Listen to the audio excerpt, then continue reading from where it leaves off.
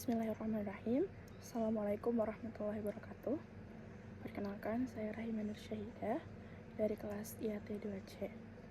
Pada video kali ini, saya akan mempresentasikan tugas metodologi tafsir. Baik, langsung saja masuk materi. Baik, yang pertama adalah definisi metodologi tafsir. Secara istilah, metodologi tafsir Al-Quran adalah ilmu yang membahas tentang kerangka berpikir, aturan, kaidah, dan prosedur sistematis yang wajib digunakan oleh seorang mufasir dalam menjelaskan isi kandungan Al-Quran. Selanjutnya, konsep pembahasan. Dalam video kali ini, kita akan membahas 3 materi. Yang pertama, sumber tafsir. Yang kedua, metode tafsir. Yang ketiga, corak atau pendekatan tafsir. Masuk dalam pembahasan pertama, yaitu sumber tafsir. Sumber tafsir sendiri ada 3.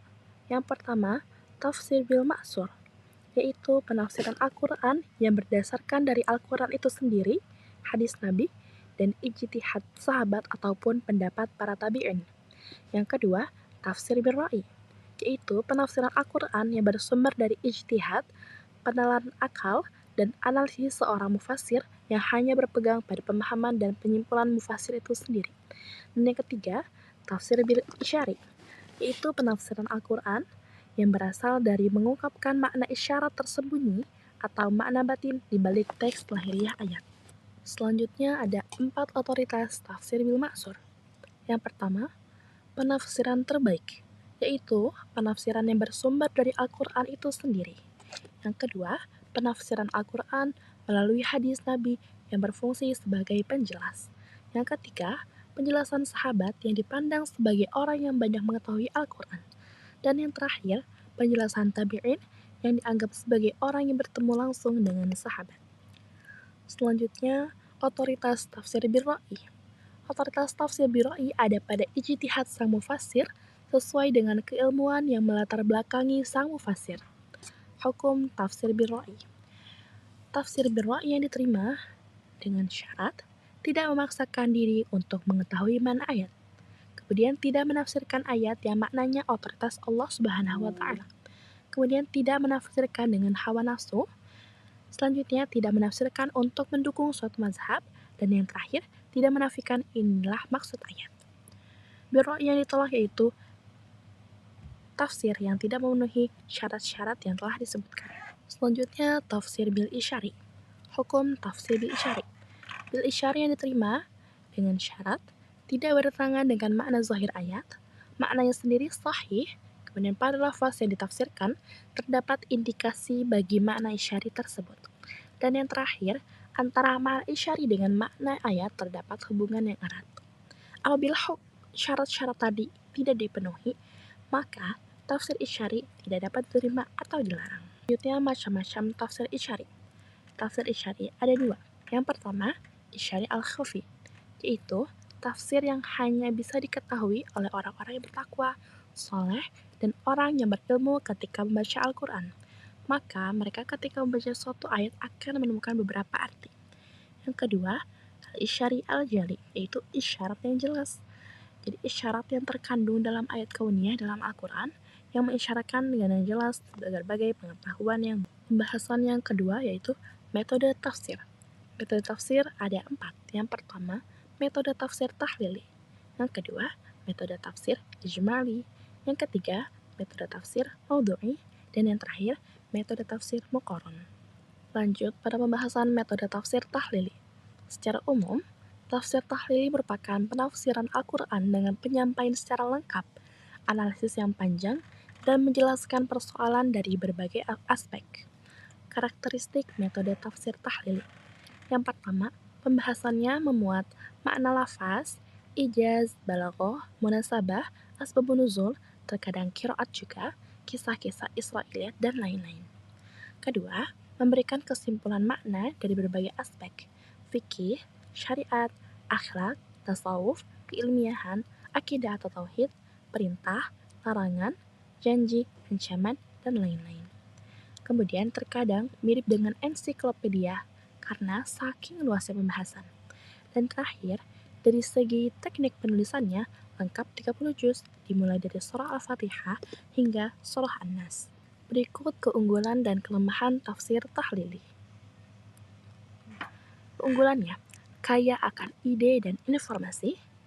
Kedua, dapat menggunakan berbagai perangkat penafsiran seperti maksur dan ru'yat. Dan yang ketiga, menjadi media pendokumentasian, sejarah, syair, dan kisah-kisah Israiliyat. Kelemahannya, pembahasan parsial, satu tema bisa terdapat di beberapa ayat. Yang kedua, penafsiran bersifat subjektif. Dan yang ketiga, tidak fokus dalam satu pembahasan secara tuntas. Terakhir, langkah-langkah penyusunan metode tafsir tahlil. Yang pertama, penjelasan makna kata dalam Al-Quran. Kemudian, penjelasan asbabun nuzul atau sebab-sebab turunnya ayat. Kemudian, penjelasan munasabah antar ayat dan surah sebelumnya.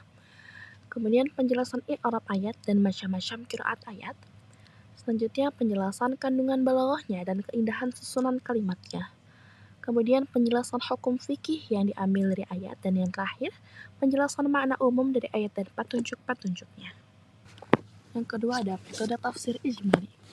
Metode tafsir ijmali merupakan metode penafsiran Al-Quran secara umum dan sederhana. Metode ini merupakan kebalikan dari metode tafsir tahlil. Karakteristiknya ada singkat, sehingga mirip dengan terjemahan, kemudian ringkas, tidak menjelaskan secara bertele-tele, kemudian menjelaskan intisari dan maksud ayat satu persatu, dan yang terakhir segi penyajiannya sesuai dengan urutan mushaf 30 juz. Berikut ciri-ciri metode tafsir ijmali. Urutannya sesuai dengan urutan mushaf. Kemudian mufasir langsung menafsirkan ayat Al-Quran dari awal sampai akhir tanpa perbandingan dan penetapan judul. Kemudian setiap surah dibagi menjadi kelompok-kelompok ayat, lalu ditafsirkan secara ringkas dan global. Kemudian, sebagian lafal dari ayat menjadi pengait antara nas ayat dengan tafsirnya. Selanjutnya, lafal dan bahasanya tidak jauh dari nas Al-Quran. Selanjutnya, mufasir tidak banyak mengemukakan pendapat dan idenya. Yang terakhir, mufasir tidak banyak memberikan penafsir secara rinci, tapi ringkas dan umum. Meskipun pada beberapa ayat tertentu memberikan penafsiran yang agak luas, namun tidak pada seluruh wilayah. Langkah-langkah penyusunan metode tafsir ijmali. Yang pertama, membahas ayat demi ayat sesuai dengan urutan yang tertuang dalam mushaf. Yang kedua, mengemukakan arti global yang dimaksud oleh ayat tersebut. Yang ketiga, makna yang diutarakan biasanya diletakkan di dalam rangkaian ayat atau menurut pola yang diakui oleh jumhur ulama dan mudah dipahami semua orang. Yang terakhir, bahasa yang digunakan diupayakan lafaznya mirip bahkan sama dengan lafaz yang digunakan Al-Quran. Keunggulan dan kelemahan tafsir ijmali. Keunggulannya, memiliki karakter yang simplitis dan mudah dimengerti, tidak mengandung elemen penafsiran Israiliyat, dan yang terakhir tidak mendekati bahasa Al-Quran. Kelemahannya, menjadikan petunjuk Al-Quran bersifat parsial. Terakhir, tidak membuka ruang untuk mengemukakan analisis yang memadai. Yang ketiga ada metode tafsir maudhu'i. Metode tafsir maudhu'i atau tafsir tematik merupakan penafsiran Al-Quran dengan mengumpulkan ayat-ayat Al-Quran yang berbeda-beda dari surah-surah dalam Al-Quran berhubungan dengan satu tema tertentu, kemudian menafsirkannya sesuai dengan kaidah-kaidah penafsiran dan tujuan-tujuan Al-Quran. Karakteristik metode tafsir maudhu'i hanya membahas tema, judul, atau topik pembahasan tertentu, kemudian tidak tertib menurut mushaf. Kemudian uraian bisa dengan perangkat bil maksur dan bil ra'i. Keunggulan dan kelemahan tafsir maudhu'i. Keunggulannya, membahas masalah secara tuntas, mendalam dan tajam, kemudian membuat berbagai informasi terkait tema. Kekurangannya tidak praktis. Langkah-langkah penyusunan metode tafsir maudhu'i. Pertama, menetapkan masalah, memilih topik atau masa Al-Quran yang akan dikaji. Kemudian, menghimpun ayat yang berkaitan dengan topik tersebut. Kemudian, menyusun atau mengurutkan ayat sesuai kronologi masa turunnya, lengkap dengan asbabun nuzulnya jika ada. Kemudian, memahami korelasi munasabah antar ayat tersebut dalam surahnya masing-masing. Selanjutnya, menyusun kerangka atau membuat sistematika pembahasan yang utuh dan sempurna. Kemudian, melengkapi dengan hadis jika diperlukan agar lebih jelas. Dan yang terakhir, mempelajari secara tematik, menganalisis ayat secara menyeluruh dengan mengompromikan pengertian yang umum atau khusus, mutlak muqayyad, serta mensinkronkan ayat yang tampak kontradiktif. Dan yang terakhir ada metode tafsir muqarran. Metode tafsir muqarrar adalah metode penafsiran yang menyajikan perbandingan satu tafsir dengan tafsir lainnya dalam ayat, surah, kumpulan ayat-ayat tertentu atau tema-tema tertentu, ataupun ayat dengan hadis. Karakteristik metode tafsir muqarrar. Pertama, membuat sebuah perbandingan ayat, surah, tema, dan kumpulan ayat tertentu. Yang kedua, bisa menggunakan perangkat penafsiran maksud dan ra'i tergantung objek yang dikaji. Dan yang ketiga, dapat menyajikan tema-tema tertentu. Kelebihan dan kekurangan tafsir muqarrar. Yang pertama, dapat mengetahui keunggulan dan kekurangan sebuah penafsiran secara langsung. Dan kekurangannya tidak praktis. Pembahasan yang terakhir yaitu corak atau pendekatan tafsir. Corak atau pendekatan tafsir ada 6. Yang pertama, corak tafsir adabi. Yang kedua, corak tafsir lughawi. Yang ketiga, corak tafsir kalami. Yang keempat, corak tafsir fiqhi. Yang kelima, corak tafsir ijtimai.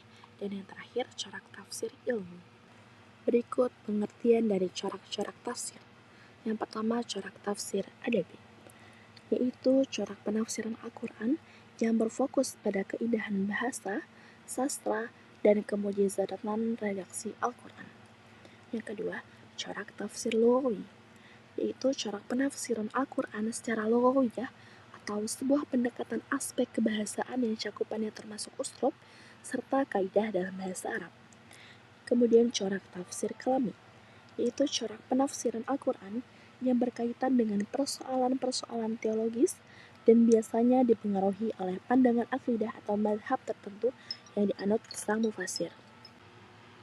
Yang keempat, corak tafsir fiqhi, yaitu corak penafsiran Al-Quran yang secara khusus mengarahkan penafsiran pada penggalian hukum-hukum Islam dari ayat-ayat muhkam dengan metode istinbat. Selanjutnya, corak tafsir ijtimai, corak penafsiran Al-Quran yang menitikberatkan penjelasan pada keindahan sastra bahasa dan pemecahan masalah sosial kemasyarakatan. Yang terakhir, corak tafsir ilmi, yaitu corak penafsiran Al-Quran dalam memahami ayat-ayat Al-Quran tentang alam semesta dengan menggunakan bantuan sains modern guna mengungkapkan mukjizat ilmiahnya. Dan yang terakhir, latar belakang corak tafsir. Corak tafsir ini dipengaruhi oleh latar belakang keilmuan mufasir, situasi sosial politik dan konteks zaman, afiliasi madhab, akidah dan ideologi, kontak budaya dan perkembangan ilmu pengetahuan, dan kondisi spiritual dan pemikiran masyarakat.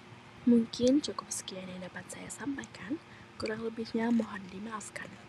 Wallahu muwaffiq ila aqwamit thoriq. Wassalamualaikum warahmatullahi wabarakatuh.